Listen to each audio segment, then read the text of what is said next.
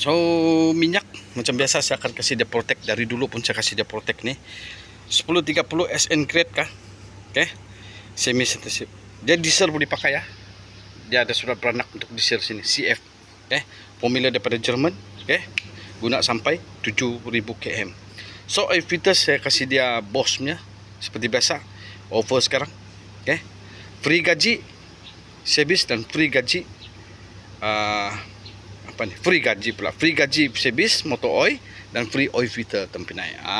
Tapi kalau bikin ini tidak Kalau ada bikin yang lain-lain itu tidak free.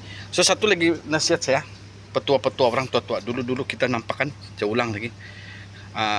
Orang tua-tua kita taruh minyak sini supaya bila kita kasih masuk dia tidak terlari daripada landasan. Bukan filter tidak bagus. Okay?